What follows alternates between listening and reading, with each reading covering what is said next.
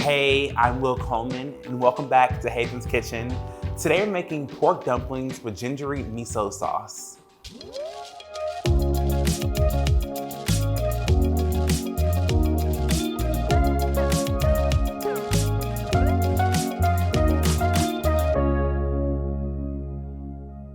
I love this recipe because it's the perfect time to invite all your friends over to help you in the kitchen and enjoy a dumpling party. Put everyone to work in the kitchen by doing a simple task, and if you don't like pork, swap it out with chicken.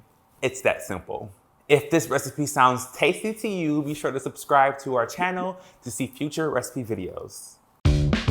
All right, let's get started. So for today's recipe, we need some Napa cabbage. It looks like this in the grocery store if you can find it. And then some ground pork, our dumpling wrappers, and finally some scallions and a little bit of salt. For our first step, we want to grab our Napa cabbage and slice it up and then season it with a little bit of salt. We're going to toss our cabbage together with a little bit of salt so that our cabbage releases any water that it has retaining in it. And then we're going to squeeze it out in about 10 minutes or so.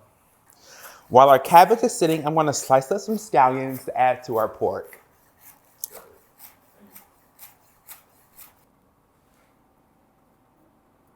Next, we're going to add a quarter pouch of our gingery miso sauce.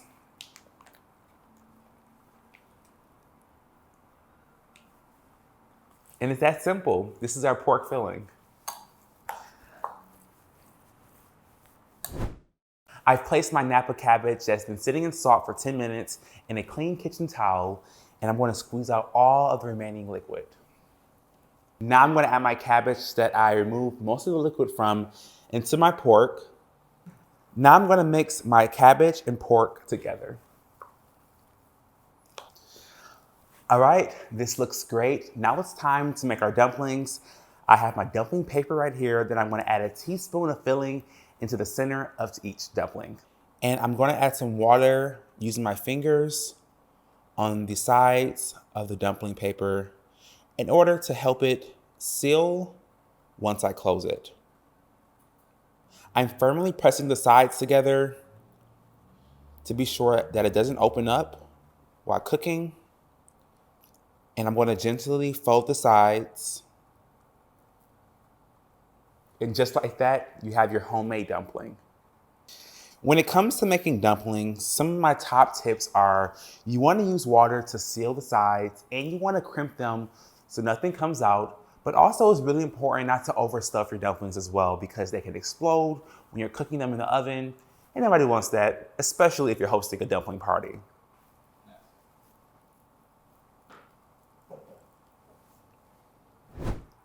So I went ahead and made my first batch of 8 dumplings. They look gorgeous. I'm gonna fry them off in the skillet with some neutral oil until they're golden brown. And then most dumpling recipes has a crispy lace on the bottom of them.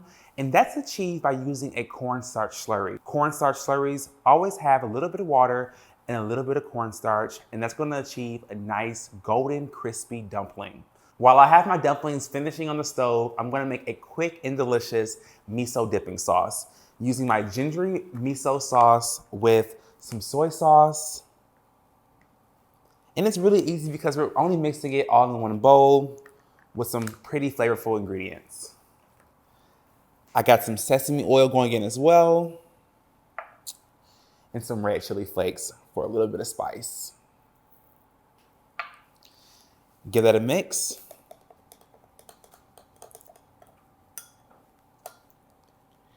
And our dumpling dipping sauce is all set. I'm going to check out my dumplings. Our dumplings have fried up and they look amazing. You can see that slurry formed a beautiful lacy crust at the bottom.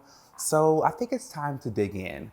I'm going to slide these from the bottom of my pan onto my cutting board.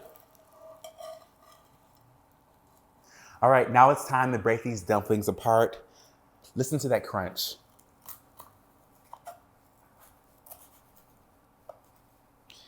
These look gorgeous. And look at how crispy and lacy the bottom of these dumplings are. You hear that noise? There you have it. Here's our pork dumplings with our gingery miso sauce.